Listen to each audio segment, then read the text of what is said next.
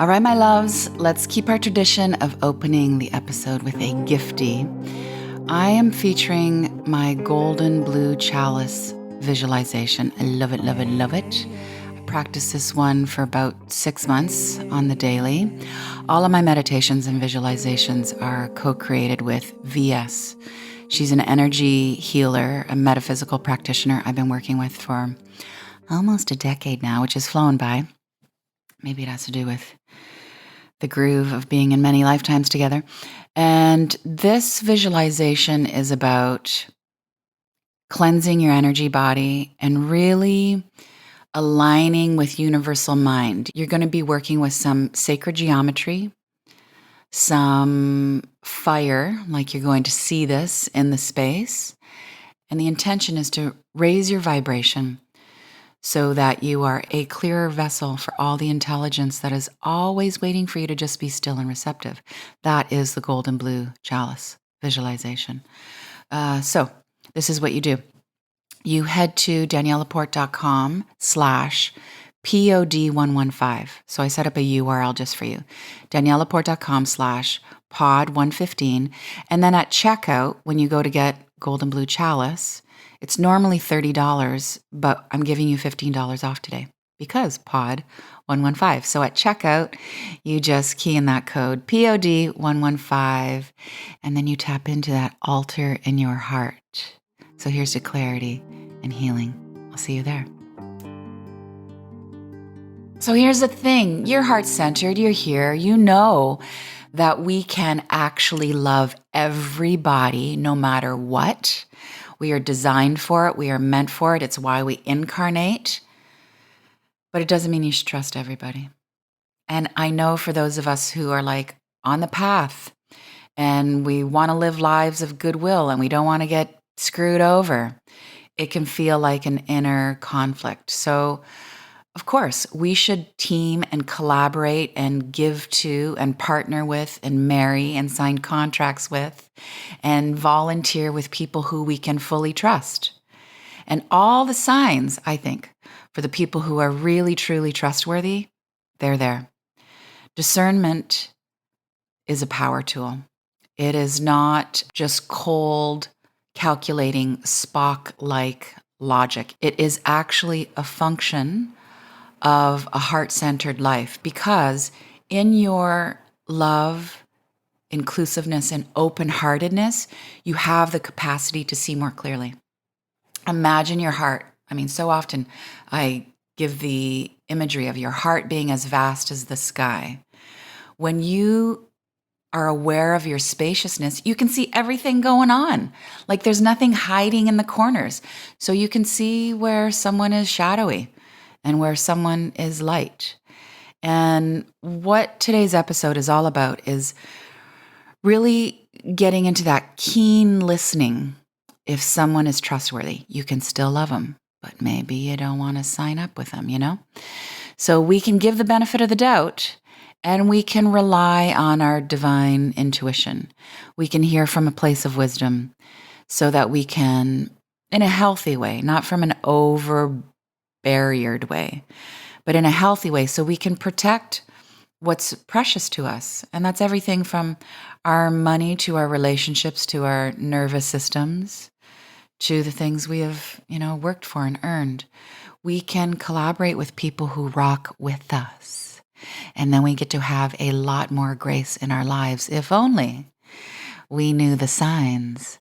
In fact, 9 specific signs that you can trust someone.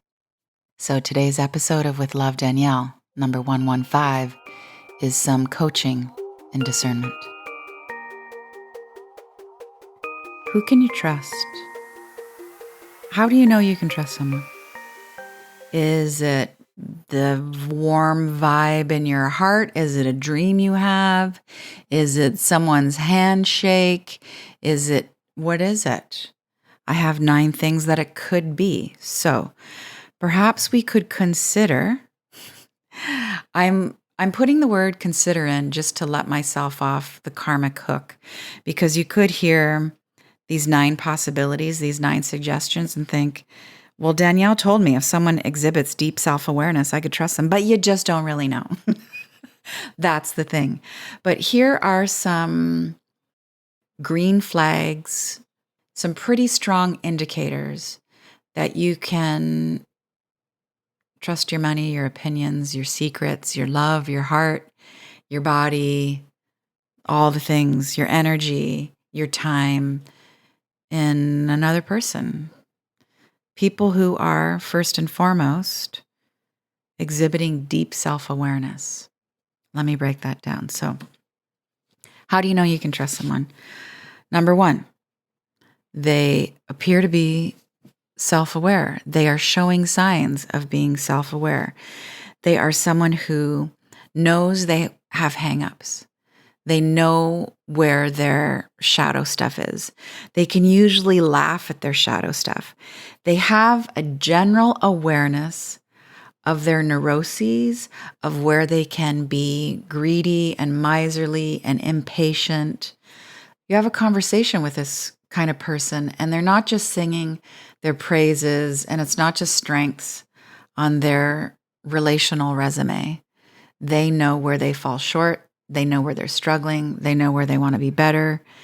They probably have a before and after story, like they're on a journey. I used to be really narrow-minded, and now I think this.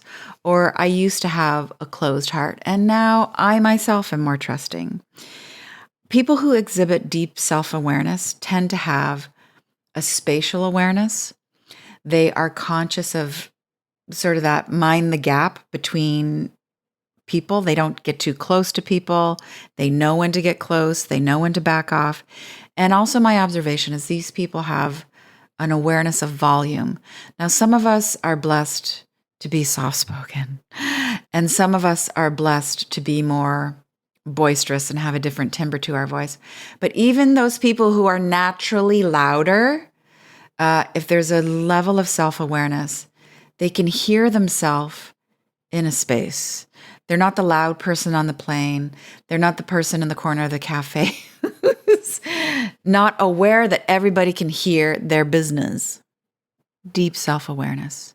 They know how they have affected people in the past.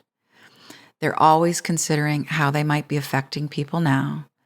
And they know where their so-called weaknesses are, their points where they need to grow, where the scars in their psyche are, and where their strengths are, their brilliance, their giftedness, self-awareness.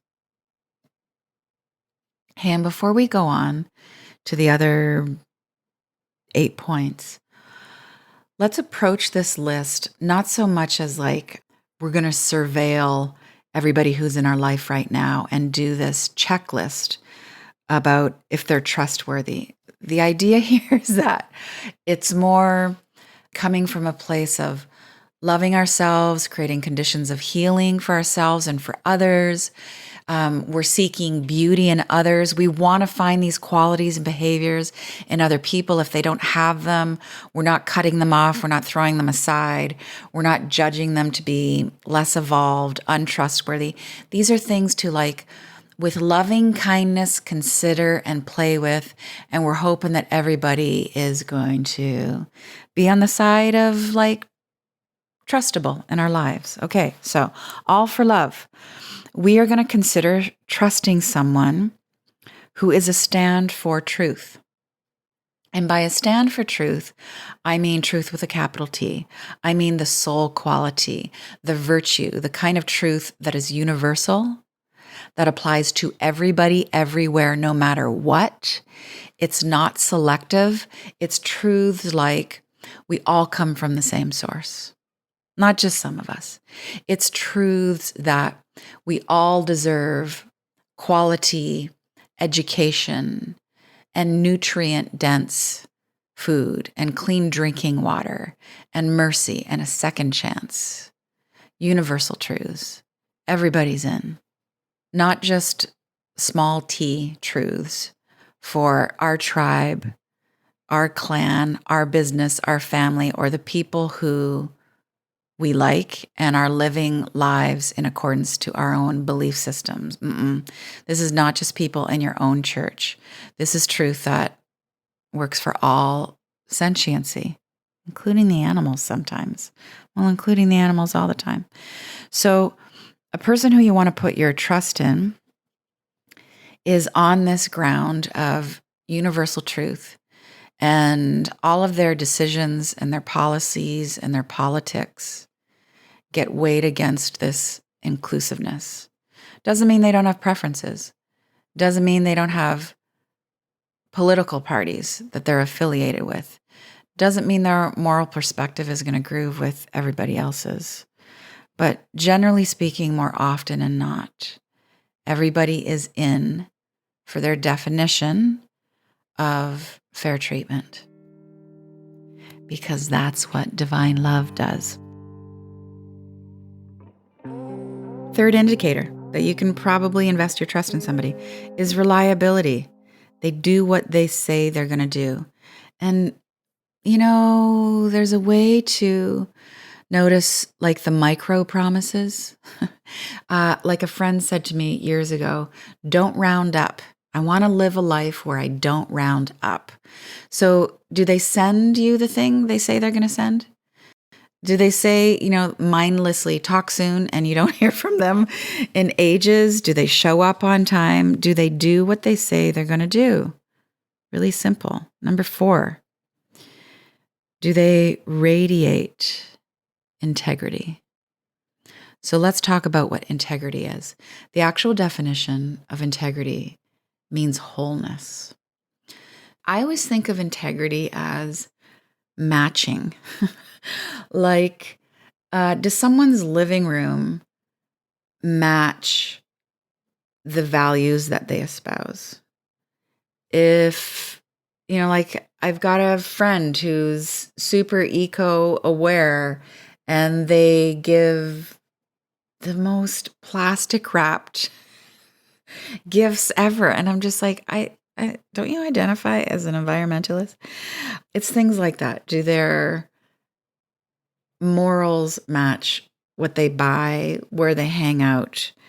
There's a kind of flow and consistency to how they show up in life. They radiate integrity. 5, do they accept responsibility instead of going into blame, shame patterns?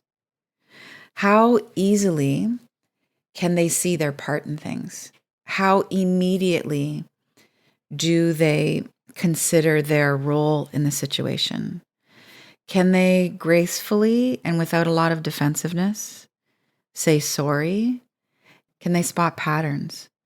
Are they able to see, oh, actually, sorry, this is like the second or third time I've been late for you? Like they've got this kind of gestalt, bigger view where they're paying attention to how they're showing up. And when they're showing up in a way that inadvertently hurts somebody else, they're able to just jump in and say, this is not what my intention was. And I take responsibility for my lack of consciousness or whatever it is. So they accept responsibility instead of going down into the spiral of blame and shame patterns. Okay. Number 6, do they impede disloyalty? Do they impede disloyalty? Let me say this in a different way. Are they a stand against? Are they a barrier against injustice, lying, betrayal? This is how I think you can tell someone is an impeder of disloyalty. You will notice that the people around them tell them the truth. This is the kind of person who it's almost like their very presence is this truth serum. People cannot lie to them because they are exhibiting deep self-awareness, because they are a stand for the highest truth. They radiate that integrity. So people just naturally want to be loyal to them. They, with loving kindness, can stand up to the bullies. Do they impede disloyalty, which is to say, do they inspire loyalty to the people around them? Number 7, have they worked out their control issues? I really think this is one of the key indicators of spiritual ripening, of spiritual maturity. Is this the kind of person who can let other people be themselves And there's probably a before and after journey where most of us learn to let go, be more at ease, less judgmental, more accepting of other people's ways of being. But do you notice someone's control issues around how they're parenting, how they're showing up in collaboration, how they are with their partners? Does everybody around them need to be tickety-boo and in line with behaviors and belief systems? Or can the person just let go? They're not as anxious about things turning out the way that they planned. They've got more spaciousness for different personality types. They're more forgiving when people break their promises. They've worked out their control issues. That is the kind of person that you can trust with your heart, with your projects, with your business, with your time. Let me tell you a little more about the Heart-Centered Membership. It's been going on for 4 years, and baby, I have learned a lot. It is clearer, more succinct, more organized, more cohesive than ever, filled with spiritually sophisticated lovelies and some new age newbies. And I deliver. It is a support system for your body, mind, and spirit, and sometimes your work in the world. I'm throwing down at the beginning of every month with a deep workshop that I also produce into an audiobook series because I want to speak in multimedia for everybody's different learning styles. Did you know, side note, that the majority of women take in their information in audio form, specifically their podcasts? For anybody who has a podcast, you need to know this. I think it's because women skew to being multitaskers. We're breastfeeding and we're cooking and we are walking and we're entrepreneuring. We're doing all those things. And so we want to be able to listen while we live. Whereas male creatures tend to take in their podcasts visually. They love to get their stuff on YouTube. Anyway, I'm speaking in all the things. I speak 90-minute workshop with learning transference, and I speak well-produced, beautiful audiobooks and slide decks and all the things. So the Heart-Centered Membership is self-help in the front and business in the back. And I have a wait list for you because the doors are opening in June for an all-new world, structure, depth, simplicity. Go to daniellelaporte.com/waitlist so that I can give you the special invitations to begin. Summer of Love, June, July, August. It's Summer of Love no matter what hemisphere you're in. There's going to be a mini course on relationships. There's going to be lots of freebies. There's going to be depth. There's going to be forgiveness. There will be some tears. There will be some sensuality. There will be consciousness. There will be love and more. daniellelaporte.com/waitlist, Heart-Centered Membership. I've got you. Okay, number 8 out of our list of 9. This is an obvious one. Do their actions match their thoughts and their words? So how can you know what somebody is thinking? Well, they're going to express their belief systems, their points of views, their theories and ideologies, their thoughts. Do their words, their commitments, their announcements, their declarations, their isms, their sayings, how they show up in meetings, does their tone match their beliefs? Does all of that sync with their actions? I'm loving. I'm forgiving. I'm generous. Do unto others as others would do unto you. I'm heart-centered. So do those things that that person declares to be, and none of us are perfect, show up in what they've got to say, in the things that they're voting for with their actions and their dollars, and how they're behaving in friendships and in the workplace and the friendship?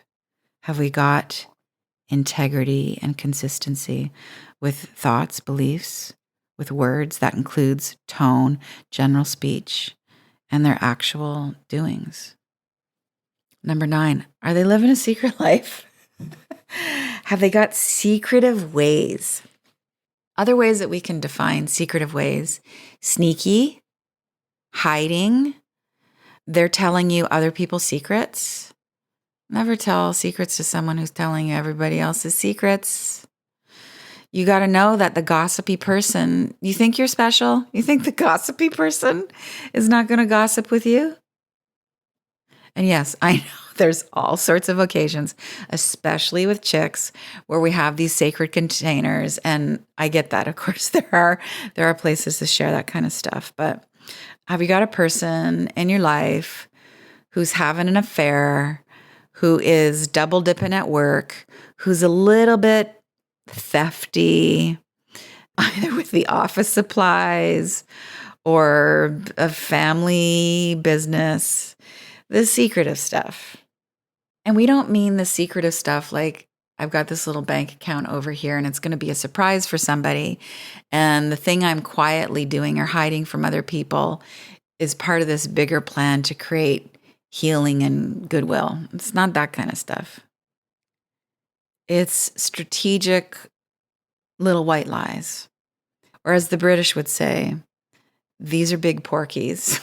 It's one of my favorite UK sayings. Big porky is a big lie. That is, it's consistent and it's thought through. You really think we can trust those people? No. So let's talk about what it looks like for you to trust someone. What are you trusting someone with? The vulnerability of where you're at really in life. Sharing your fears, sharing your dreams that you're feeling really ambitious about and simultaneously really doubtful about. Trusting someone with your body, whether that's a practitioner or a sexual partner. Trusting someone with your kids, with your money, your projects, your business. Trusting someone to give you an accurate education. Trusting someone with your heartbreak, with your story of recovery, with your struggle with your addictions. Trusting someone with your financial plans, with your business projections.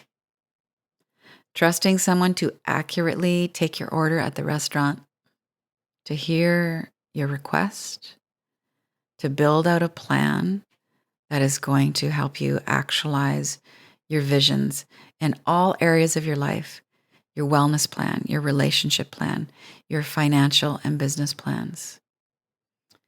To trust someone to not cross or bulldoze your implicit and explicit boundaries, physical, mental, emotional, spiritual. Trust. Vulnerable, faithful, open, exposed, higher desire, courageous, optimistic, expectant, dreaming, wondering, hoping. Trust. Trust is sacred energy. So we should be sensing and waiting for and honoring and celebrating and giving thanks to the people in our life who show up with deep self-awareness, who stand for truth, who are reliable. They do what they say they are going to do. They radiate integrity, that deep energy of wholeness. They accept responsibility instead of going into blame and shame. They see their patterns. They impede disloyalty.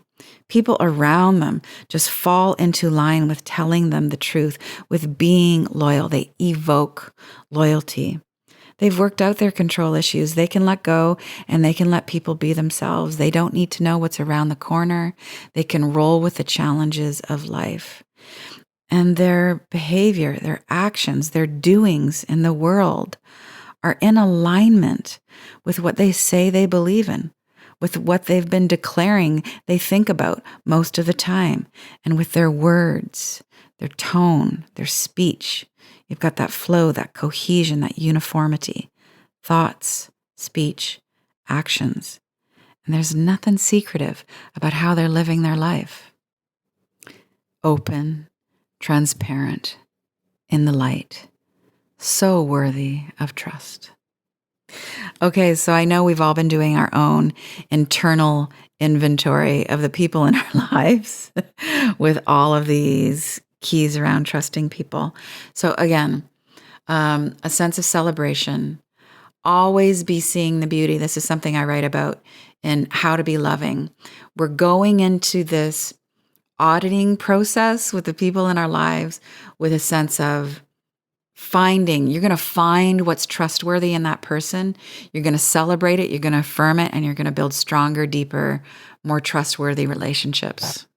And we're going to become more of this trust virtue ourselves, that deep self-awareness, that standing for inclusiveness. Yeah. We're going to dissolve our little white lies in secretive ways, all those things. We embody this. We radiate it, we will magnetize it. And then we can all exhale.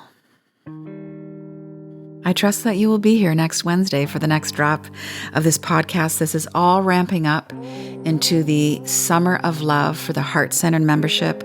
All new, doors open. The theme is for 3 months, relationships, all forms of intimacy. It's going to be useful, deep, and practical. And if any episode of With Love, Danielle has ever been useful, deep, or practical, please consider subscribing. Just taking the 30 seconds to 1 minute to go leave a review really helps us uplift the algorithm, and we go from artificial intelligence to absolute integrity. Yeah. Thank you. I am rooting on trustworthiness in all levels for all of us. With love, Danielle. Thank you so much for listening, for feeling, for spreading the word. With love.